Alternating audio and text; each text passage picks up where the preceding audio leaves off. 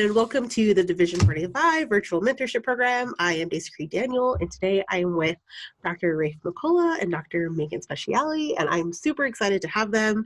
And we are going to be talking about their research and their teaching and like why they're the best humans on earth, pretty much, around LGBTQI, just topic in general, and then other things that they're currently doing. They do amazing stuff nationally as well, and so we're just going to jump right in. So who would like to introduce themselves first? Oh, I can get started. Hi, I am Dr. Megan Speciale, and I am currently an assistant professor in the counseling department at Palo Alto University.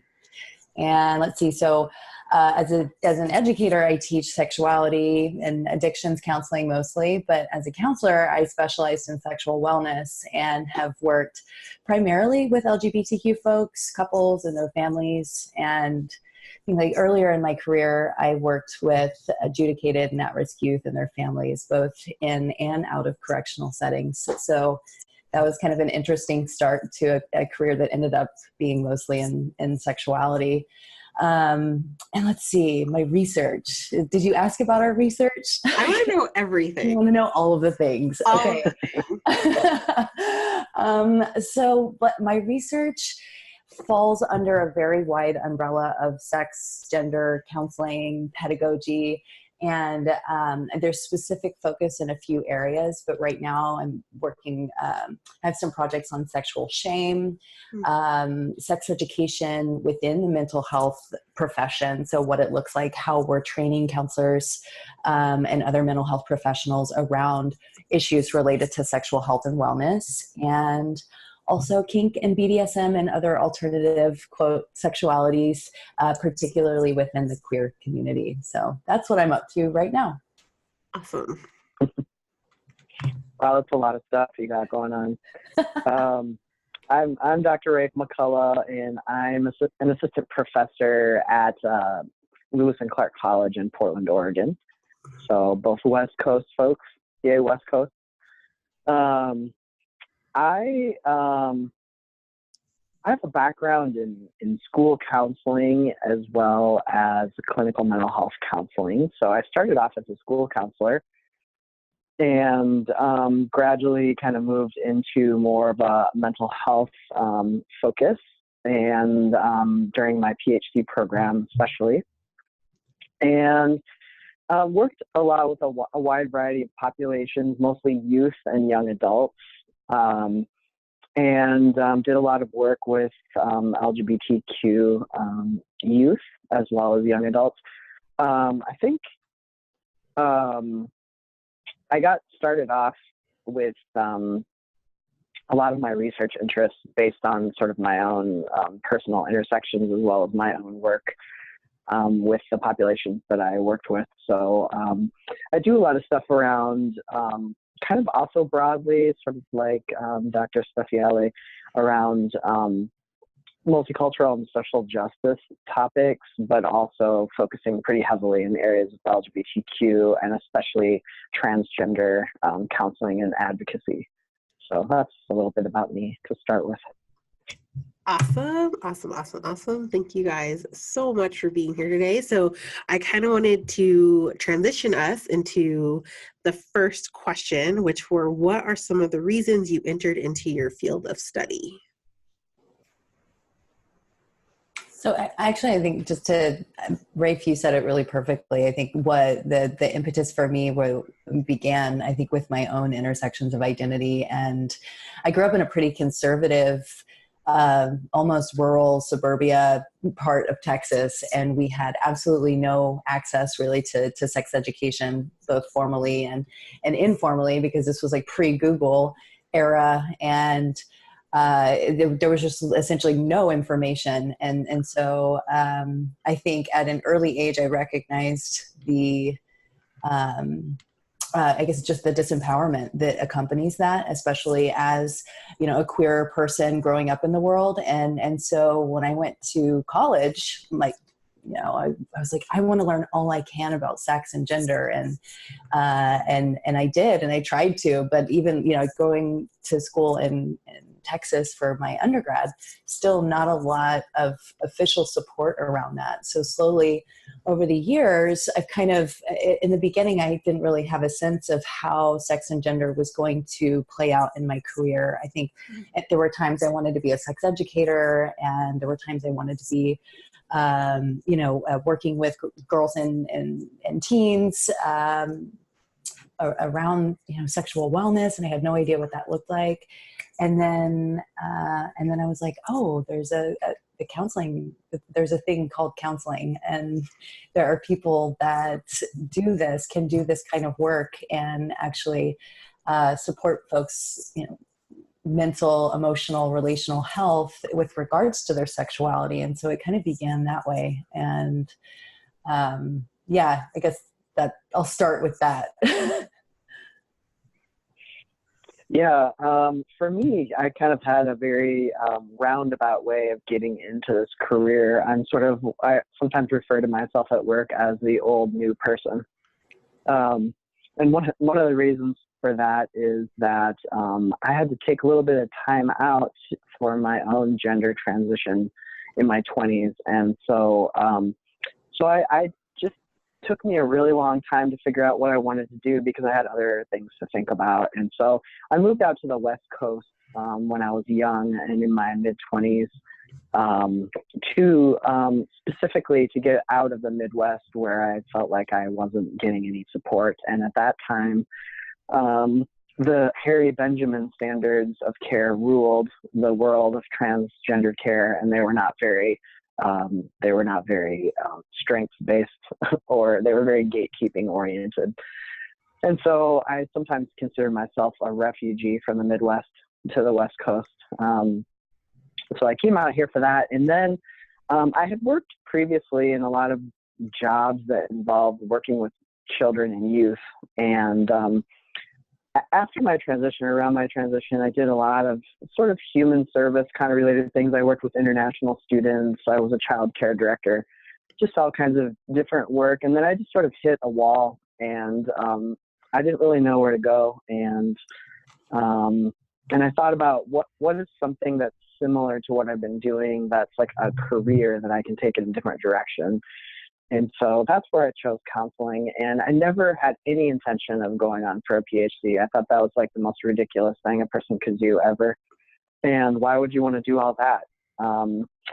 So it kind of snuck up on me. I after a few years after I got out of my master's program, my old master's university, Seattle University, hired me as an adjunct to teach some counseling classes there.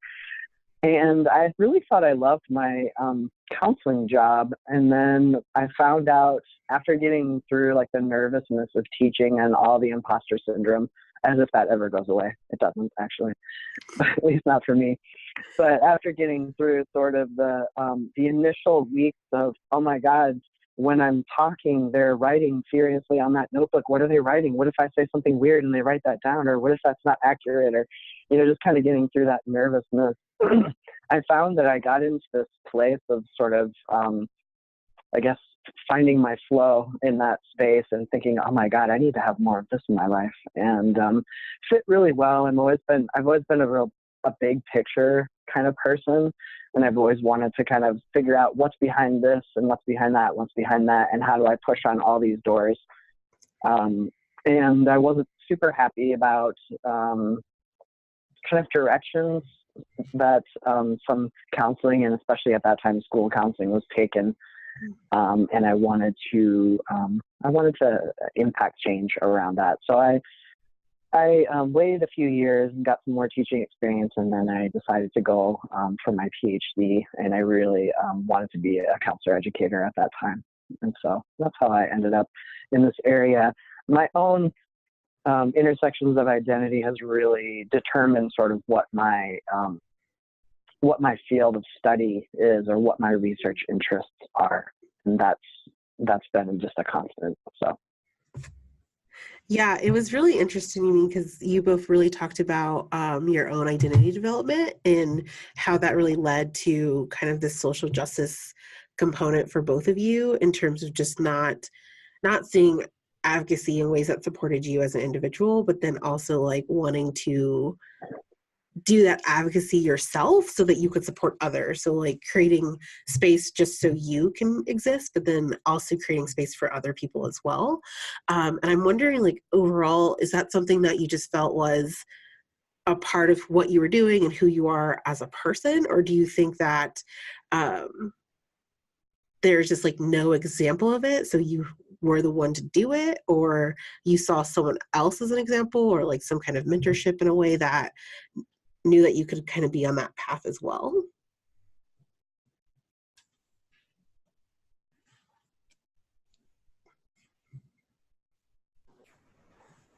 It's a really good So question. you're asking about mentorship, you're saying, like, Yeah, because I think it's hard, right? Because like as a person of color or as an underserved identity, it's almost like, do you create a pathway because you know it needs to be created, or do you see someone else doing something similar and then you also create a pathway? mm-hmm. No, I get what you're saying. I think for me, because being a trans person, you're almost always the only one of you in any given space. For me, I relied on the allyship and just the kindness of other folks from other minoritized communities as mentors. So for me, the biggest influence in my going on to a PhD program was a mentor of color that I had that kind of pushed me in that direction. So. You know, I resonated a lot, Rafe, with what you said just around, you know, finding, well, I think you said this in reference to being an educator and finding your flow around that. But I think when I first started really getting into my flow as a counselor, I had this moment of kind of terror where I was like, you know, I'm doing this probably 25 hours a week right now. The work is meaningful. It's everything that I thought it would be. And I was just learning so much and connecting with clients and connecting with my community. But then I had this moment, I was like, well, what do I do when this is like a full-time job for me? Like, is this sustainable for me? Doing social justice work 40 hours a week, and seeing clients one-on-one, 40 hours a week. Like is this something I can do? And, fortunately at the time I was getting my master's at Texas A&M Corpus Christi, and I had an incredible mentor, actually, Dr. Stephen Lenz, who's still there. He was a doc student at the time. And I remember having conversations with him just around like kind of diversifying what it is that we do as professional helpers. And if you're feeling like, hey, this might not be something I can do for 40 hours a week, there are other options available for you. There are other ways that you can create change, that you can continue working as a helping professional, but doing it almost, as an educator, as a force multiplier, and putting, new counselors into the world is just as meaningful as some of the other work that you can do. And so I think for me, it was this recognition, but like a professional recognition that, oh, there's this, I could be an educator, and that could complement the work that I'm doing as a clinician. But also, for having a person who was just super smart and super funny, and I looked up to him so much, and he was such an incredible clinical supervisor, see in me that I had what it took to be, and to get my PhD and to be a counselor educator, that was super meaningful. I hadn't ever really understood myself as being capable of doing that until someone I really respected saw that in me. So that's he's one of, I think, of a few really meaningful folks in my life that have kind of helped this like small town, working class background girl, like start to recognize that, okay, like I could do these things, which it still is a surprise to me. And imposter syndrome is definitely my jam. Just won't go away. Yeah, I resonate too with that, because I think, I certainly didn't think I could be doing this. And so in the case of my mentor, I feel like he really believed in me before I could believe in myself. And so I thought, well, what is he seeing about me that I'm not seeing about me? And that's always, kind of in my head. And so just trusting him sort of implicitly in that maybe there's something that I'm not seeing about myself, and being able to trust him, that I think was a big deal for me. I also think that I was sort of propelled, how you want to do a job sometimes because you had such a good experience, and sometimes you want to do a job because you had such a bad experience. Yeah. so I just, I never felt safe working in a school. As a trans person, I never did. To this day, even when I go out and I do site visits sometimes with folks that are working in schools, I have this sort of like a little bit of anxiety that comes up for me working in a school, just being in that space again. And so between that and also kind of my more negative experiences with the mental health care system as a trans person, and always feeling like I had to educate my counselors and that they never really understood, or sometimes they would pretend to know more than they did. And, just feeling like sometimes they should be paying me $150 an hour to do counseling with them so I could help them understand things.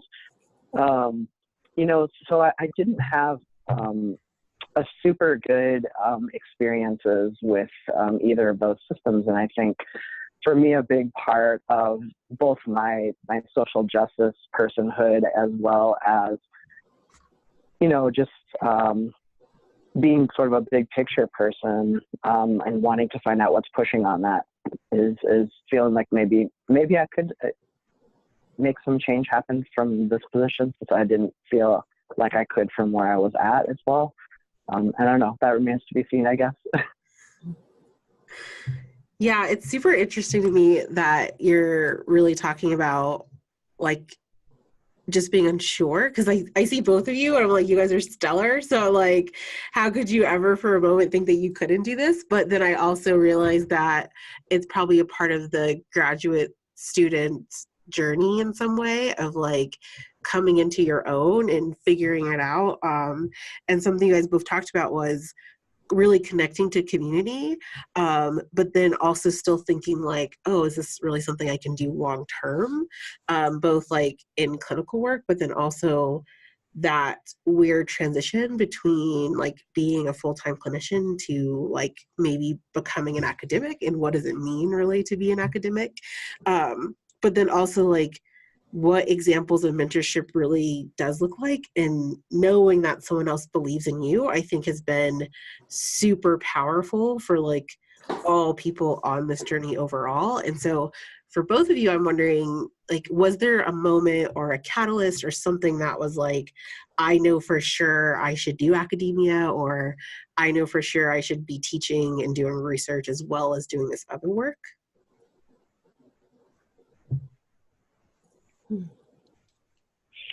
For me, there was for sure. I mentioned it earlier, but it was really the moment after I got into the very first class I taught, which I really fought back when I got asked. I was like, I can't teach. I don't know what I'm doing. Why do you want me to do this? There was all these kind of statements and thoughts in my head. But once I was in there and sort of facilitating the learning of, a group of people, and sort of this flow of I'm learning things from them, they're learning things from each other, they're learning things from me. It just felt like this really is like my happy place.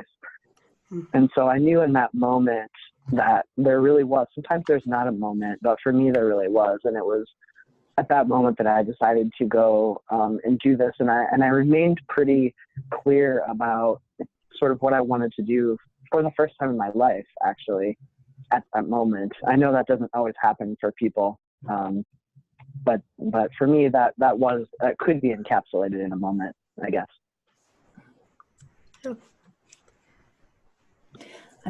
I'm not sure. I'm not sure I have a specific moment.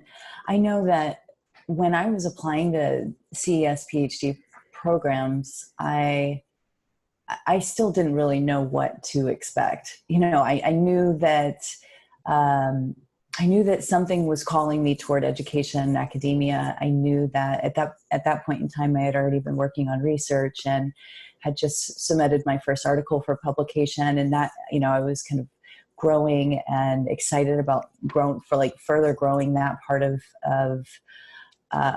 just what I was doing with my life. And I think it was probably a year or two into a PhD program where it finally clicked for me, where I was like, oh no, I do enjoy this. This is, and it's funny because I went to a really special PhD program, and there was a ton of flexibility around the types of courses that I could take. And we were allowed to essentially create a minor or a cognate emphasis area. And I was taking classes in departments across the university. And I got to see just so many different educational styles, so many different pedagogies. And, you know, taking classes in the language literacy and sociocultural studies program, like seeing feminist educators do feminist pedagogy in real time, was just something for me that it was so powerful. It was so powerful to see, you know, bell hooks and Audre Lorde, and just to see, you know, Ladson Billings, like all of these books and theories and these amazing women that I had been reading, but to see that pedagogy enacted, and I was like, oh, like, how can I do that? That's what I want to do, because these were the pedagogies that were like diving into my soul. They were, you know, they were kind of challenging me to be an agent of my own learning in a way that I had never been challenged before.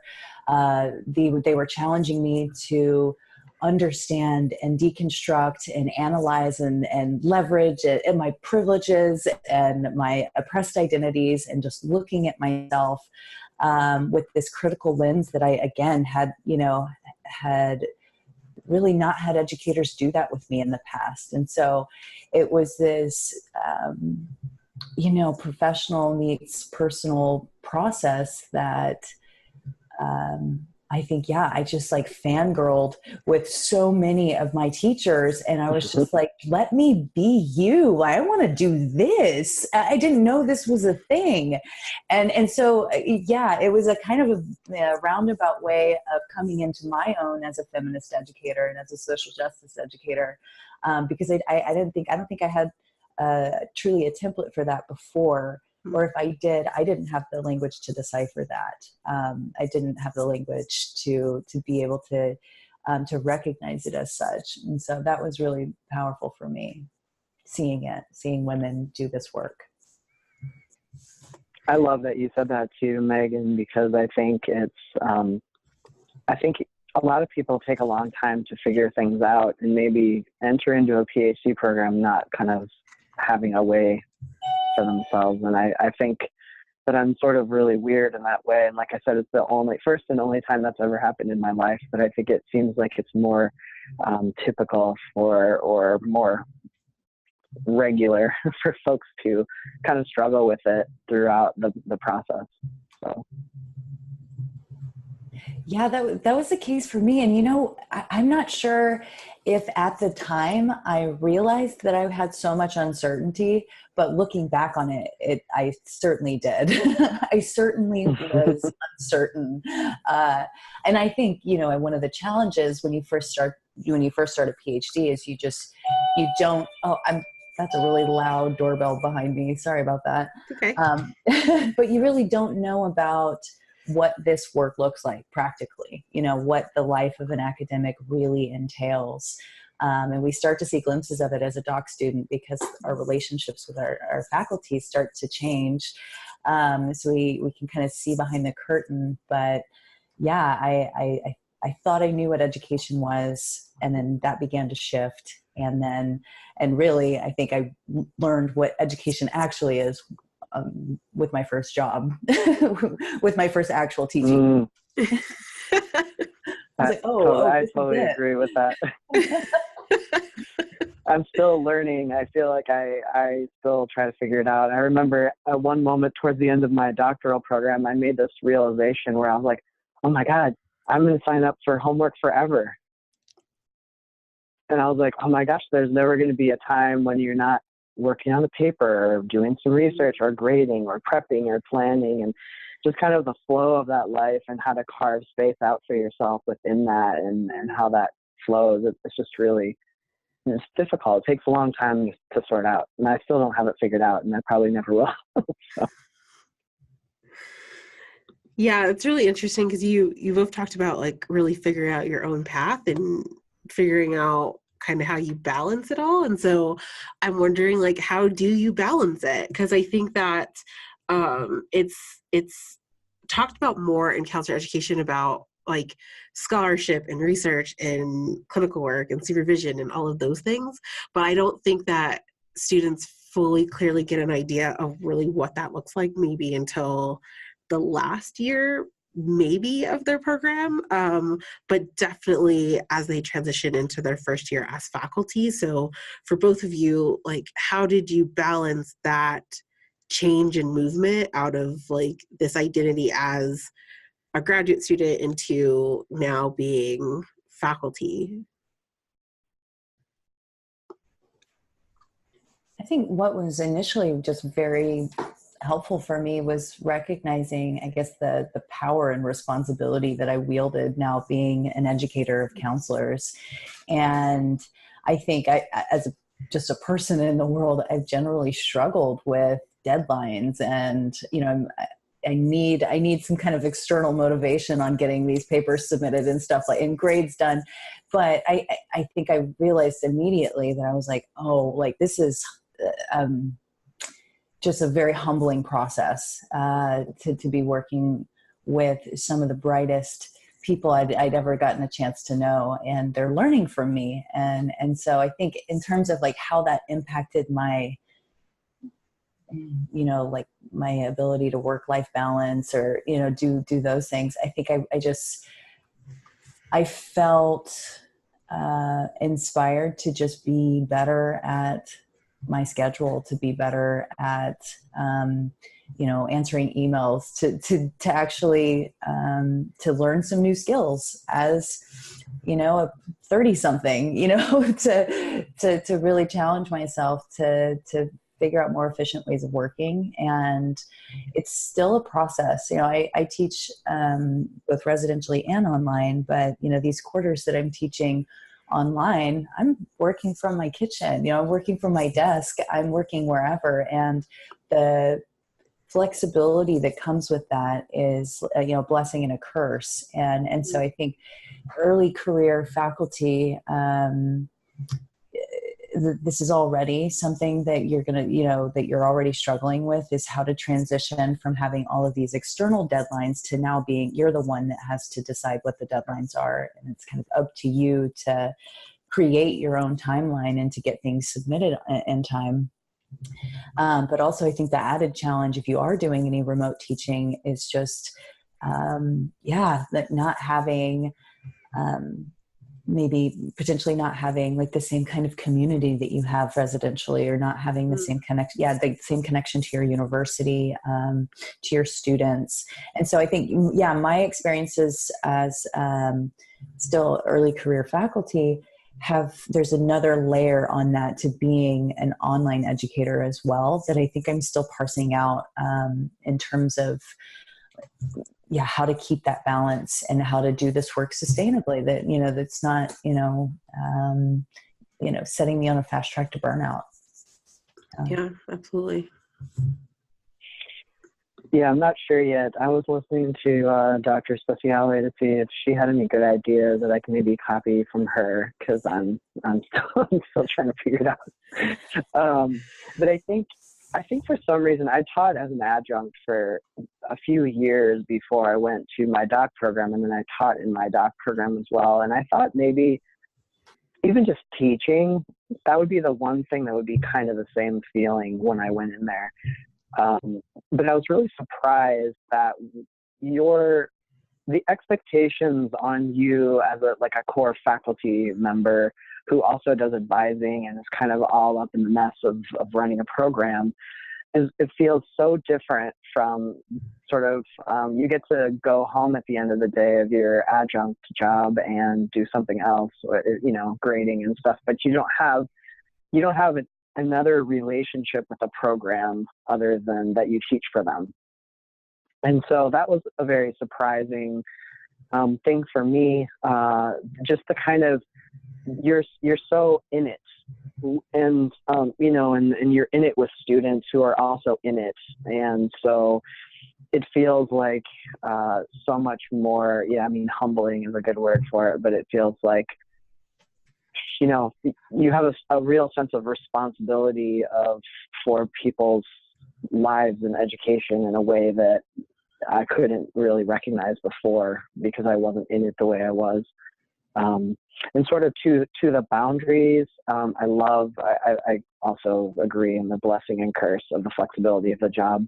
I've always strove to have jobs where I have more flexibility. I thrive in situations where I have more flexibility, and I'd always rather take less money and more flexibility than more money and less flexibility, because it's such an important value of mine. However, it does sometimes make things difficult because it's hard. Like my first year, you're plugging in that year, so you're kind of like your head is swimming around trying to figure out who's who and what's what and what is this person's name again and what do they do and wait, how do I set up my voicemail, and just all these different details. And then your second year, I remember one of my fellow faculty members said, things get really busy starting your second year because they figure out a little bit more about what you're doing and they start to tap you for stuff. Mm. And I was like, oh, that's really interesting. I don't know what that means, but okay. And then my second year, and I went to her and I said, why is this year so much harder than my first year? I mean, it's hard in a different way. It just felt busier. And then my third year has felt even more busier. This is my third year.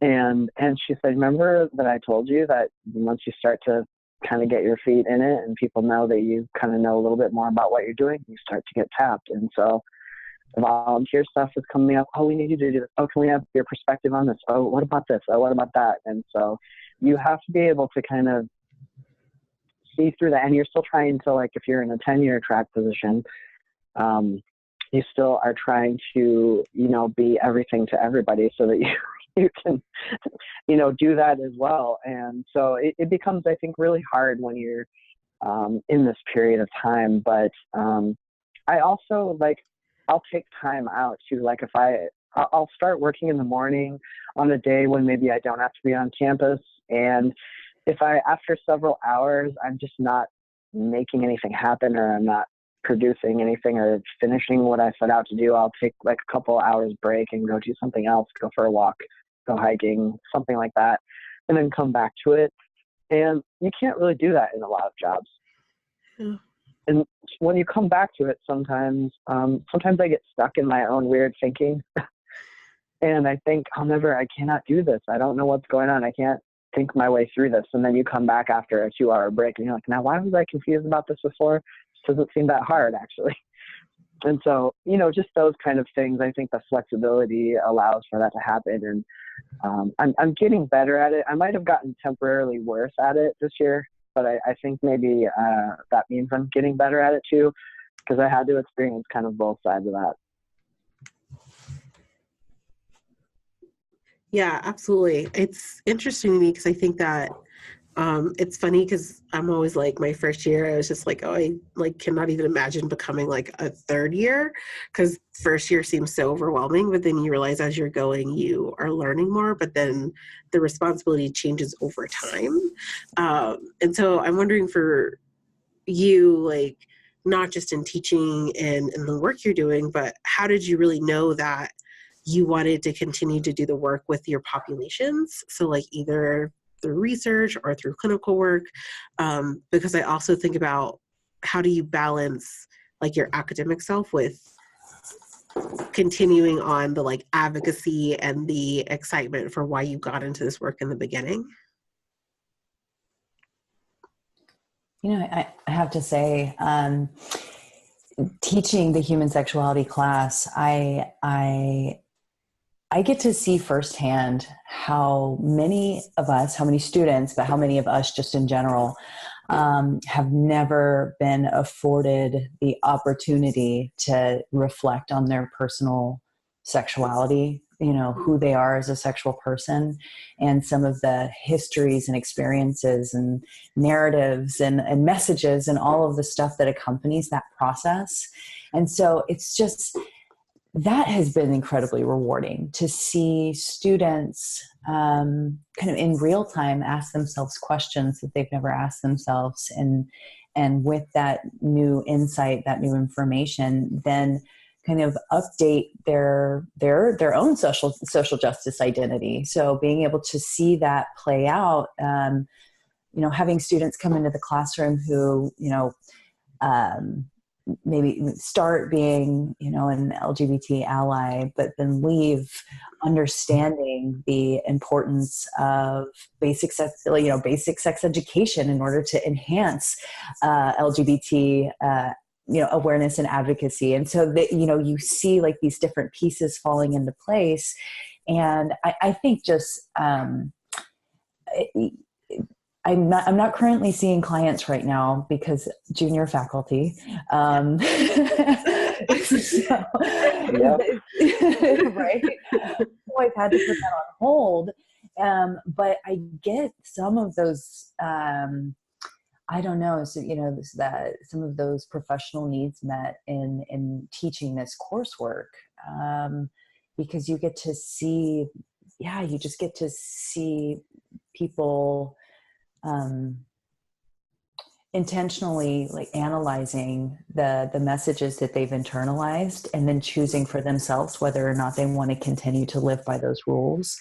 And there's just, it's so fun. It's so fun to have people leave my class feeling like more of an ally, more of an advocate, more about just a whole person, someone with sexual literacy. Like, that is so dope. And it's really exciting to, well, frankly, because I have to imagine how that impacts them. I don't ever get to see that. I don't ever get to see their work with clients or in their communities, but I get to imagine that has an impact. And I think that satisfies a lot of, like I said, like some of that, just my early desires for wanting to do this work in the beginning when I was in high school.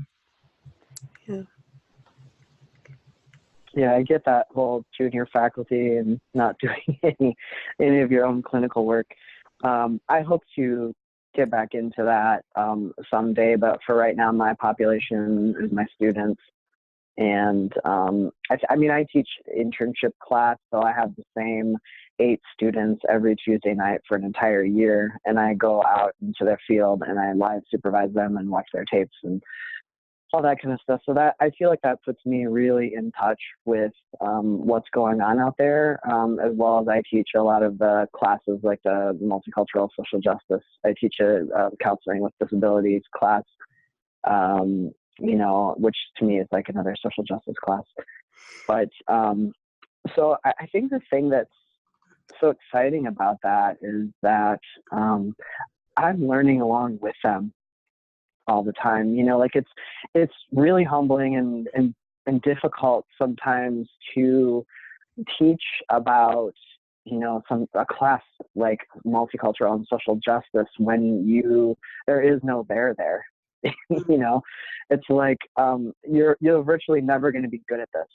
And and I really I love sort of that exchange. I think I described before, but for me, a perfect classroom experience is when students are learning from each other and they're learning from me and I'm learning from them. And it's like this constant, like I may be directing the process or facilitating the process in some way or be responsible for the process.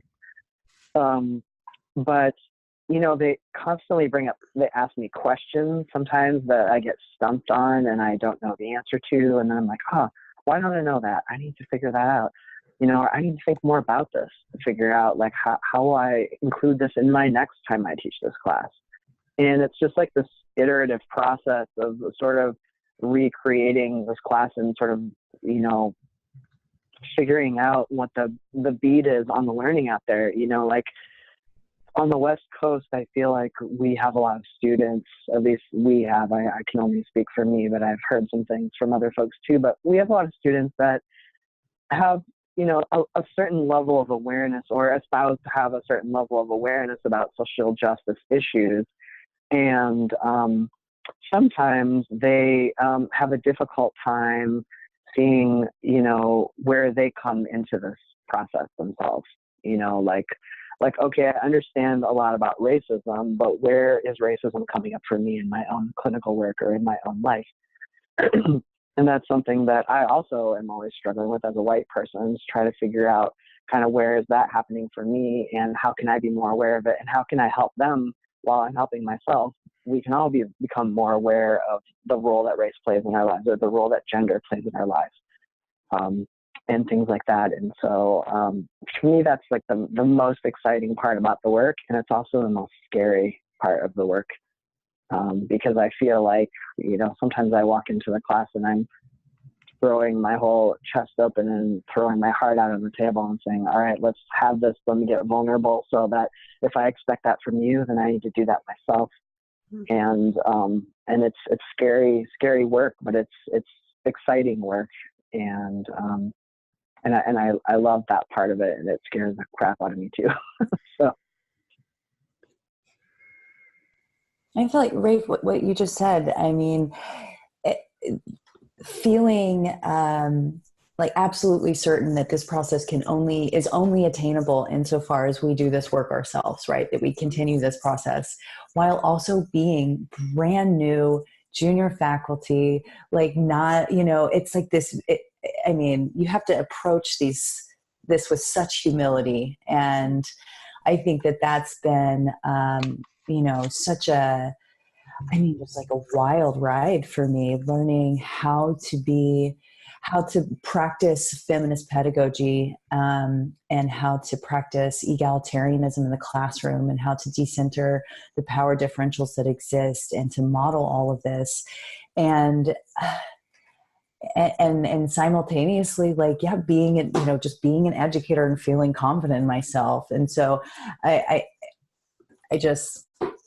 I have no words. It's still a thing that continues to, you know, that I think about in every single class that I teach.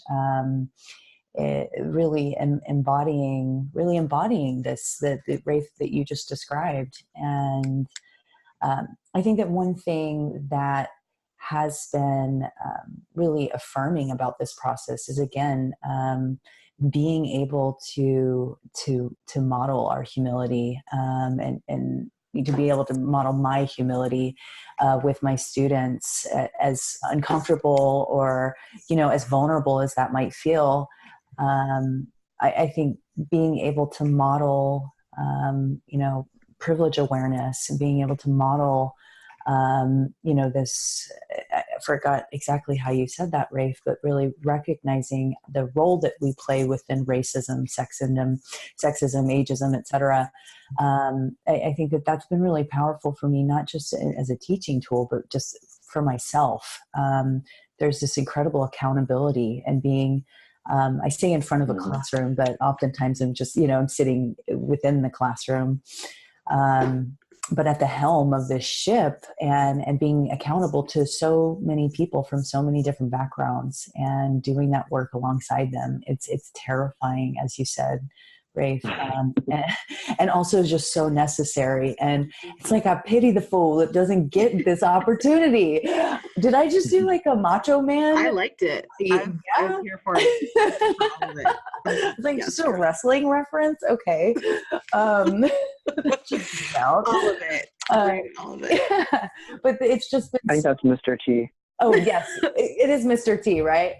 Snap into a Slim Jim is Macho Man.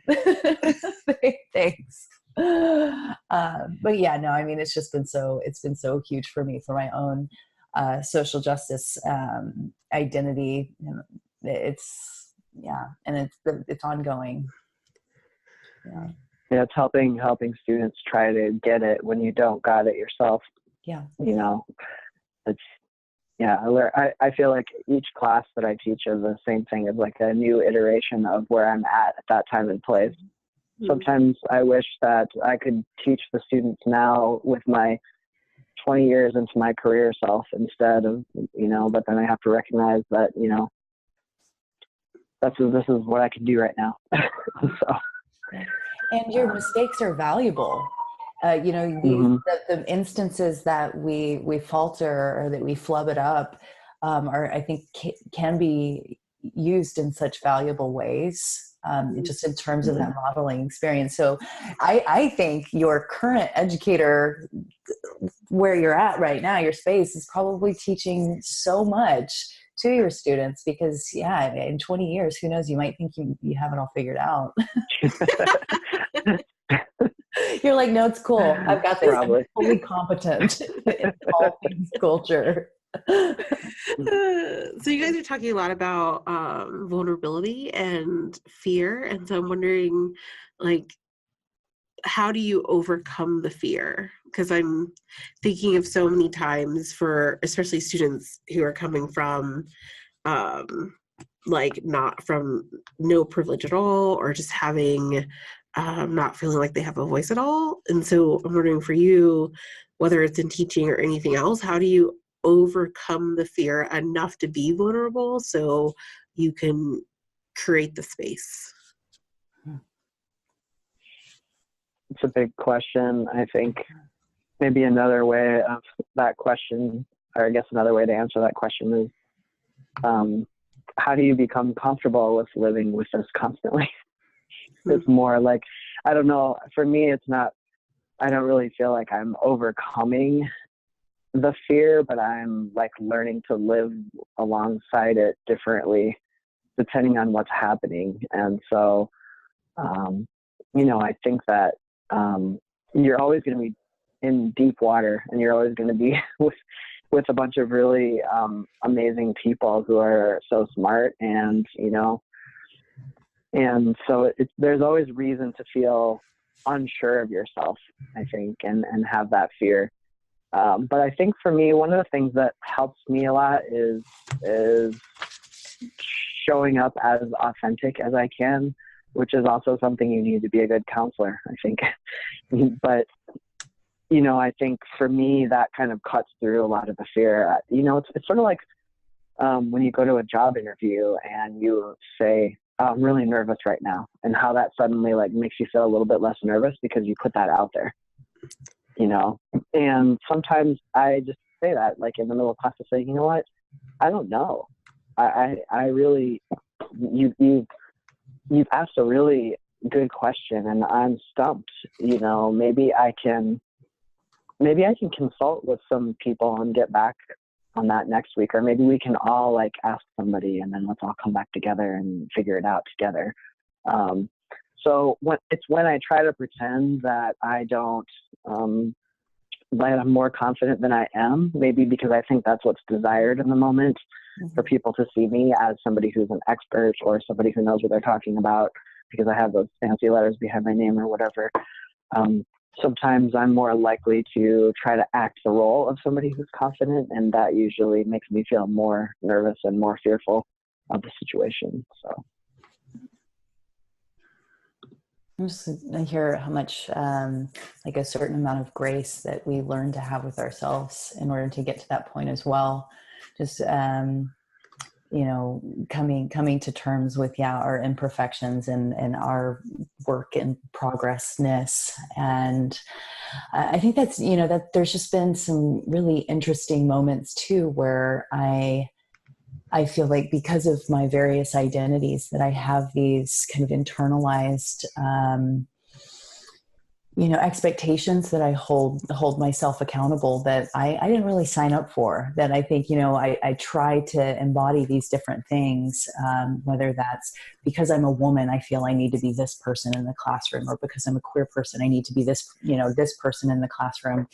And it's just been, and maybe the fear or that discomfort has been really parsing out how much of my discomfort or fear is related to like gender stuff and me feeling out of place in a position of power. And like that, we joke about imposter syndrome, but that is gendered, that is racialized. These are, frankly, we are people that are occupying spaces that weren't intended for us. And I think so kind of being able to challenge some of my own fears or discomfort with being in this position from a lens of, from a social justice lens, it's also caretaking myself and my identities has been really powerful. It's, I agree so much, Rafe, with what you said, just learning to be, to exist in discomfort because this is an uncomfortable process and it necessarily so. Because when you acknowledge that you are a work in progress and you acknowledge that you're not perfect and you're not the expert here, which is pretty damn awkward when you're sitting in a room of 20 students, or can be. But I think too, I think I've ascertained some personal power from looking at, how academia itself is based in this kind of colonizing model, and that as a I guess as a social justice person within this system, that I should use this discomfort and fear to challenge some existing structures that are serving to like continue to disempower junior faculty or to continue to disempower people from underrepresented groups being in academic positions. So I guess maybe there's been some ways that I've used my fear as a catalyst to try and make change within my institution as well. That's been really helpful for me. Yeah, absolutely. Yeah, I think also sometimes I feel a big responsibility too. I heard you talking about responsibility. But I think that, as a trans person too, I may be the only trans person that my students ever come across. And so sometimes I feel this huge role model thing that I have to do, that I have to get it right, that I have to do it well, because if they never meet anybody but me, then, I don't want them to take away a negative idea of this, or, or think that all trans people are this way, or that kind of thing. And so I have to think about that a lot and sort of work that out for myself so I don't put myself in a place where I'm constantly worried about that.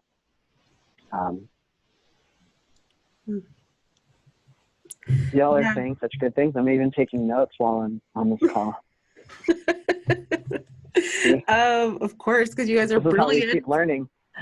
I'm just counting on it being recorded so I could actually rewatch it if I wanted to. That is why we record. Right? Yeah, this is literally magic. So yeah, that was awesome. That's all. I'm just gonna switch the question because that was so good. So as we get low on time already, it seems like this just started. What is a few things or one thing you would tell your first year doctoral student self? I know exactly what that is.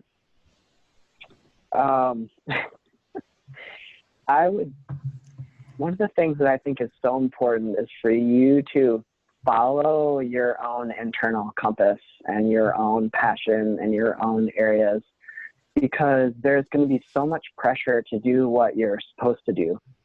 And there's a lot of pressure to do things that may or may not be something that's in line with kind of what you want it to be. And, for instance, I spent 2 years of my doctoral program working with a team of people on the multicultural and social justice counseling competencies. And I got a fair amount of advice from folks out in the field that I shouldn't be spending so much time doing that, because I could be doing research, empirical research instead. And there were times when I thought, well, maybe I should listen to what they're saying, or maybe I'm shooting myself in the foot, or, maybe I need to pay attention to that. And then I was like, no, I feel like this is where I want all of my energy to be spent right now, and I'll take the consequences if there are any. And it just turned out to be such an amazing experience that really shaped who I am going out into the field now, and continues to shape my work in a way that nothing else could have at that time and place. And so there's going to be a lot of people that have a lot of opinions about what you should and shouldn't be doing at the time. But your passions and your interests become your lifelong research agenda and your teaching focus. And if you take on somebody else's interests or areas, or you don't listen to that sort of internal compass of yourself, you're probably going to get into a place where you don't want to be, or you're going to follow something that won't hold your interest very long. You know, it's easy to get disengaged from research, even if it's something fantastic that you love. I can't think of any research project that I've finished where I didn't say to myself at the end, I never want to see this again. Yeah.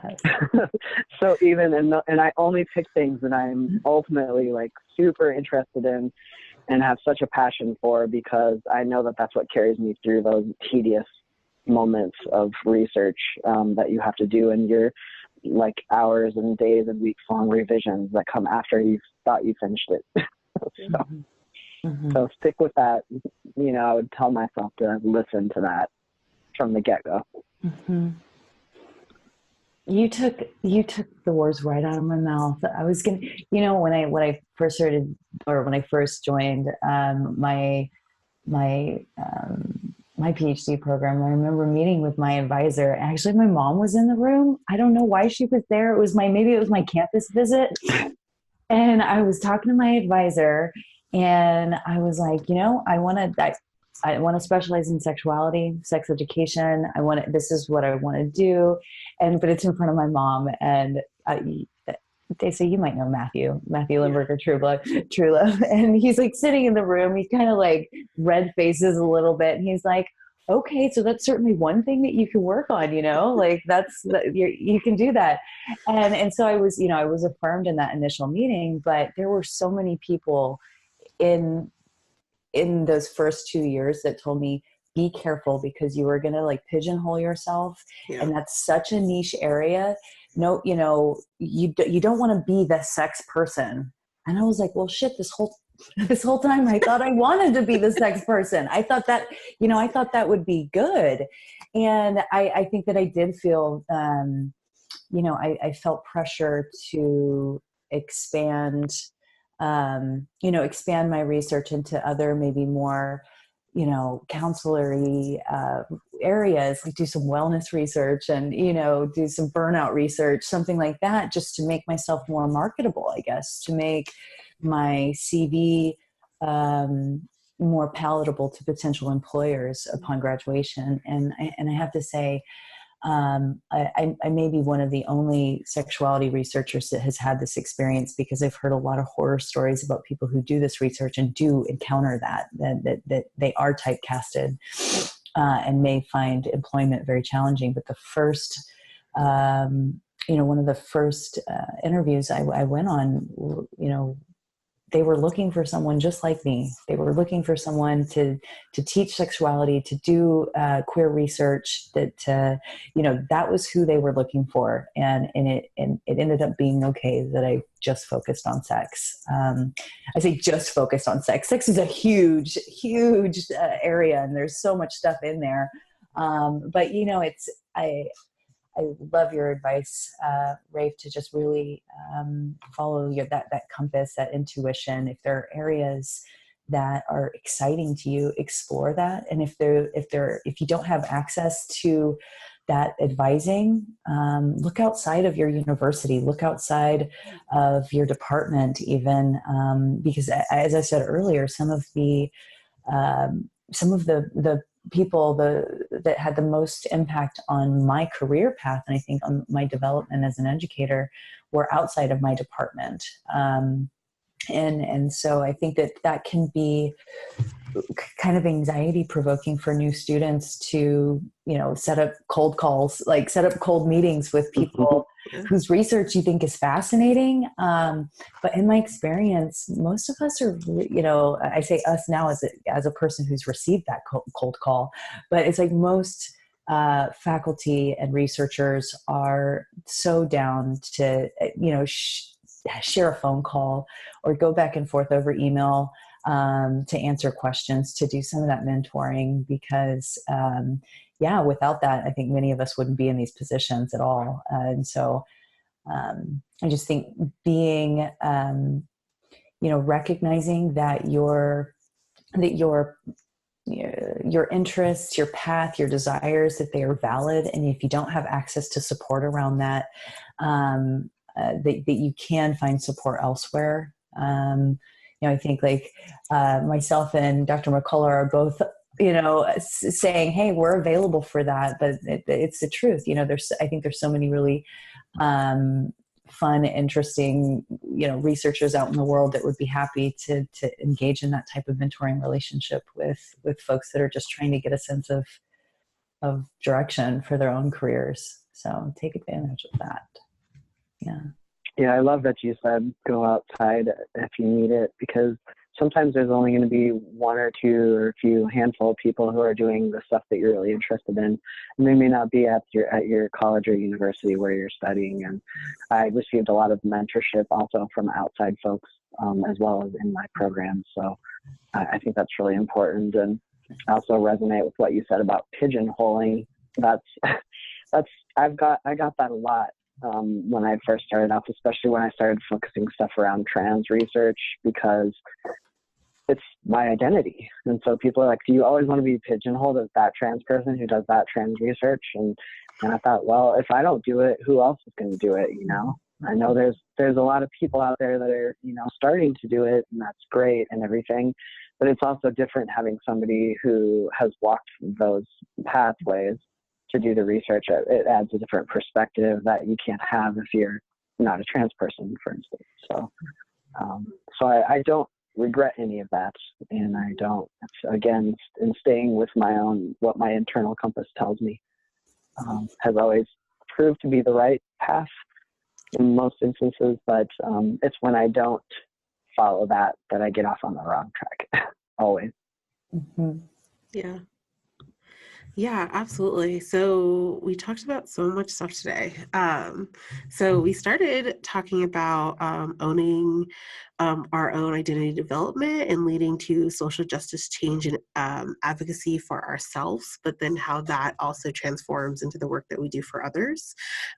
We talked about moving and really developing as an emerging scholar, but really staying connected to the community, and along the way realizing that there was a lot of questioning about what we wanted to do long term and if that was the right pathway for us, but realized through mentorship examples, others believing in us more than we believed in ourselves at the time was really impactful, and that there wasn't always a certain moment where you realized you wanted to do this work, but knowing that you were on the right track.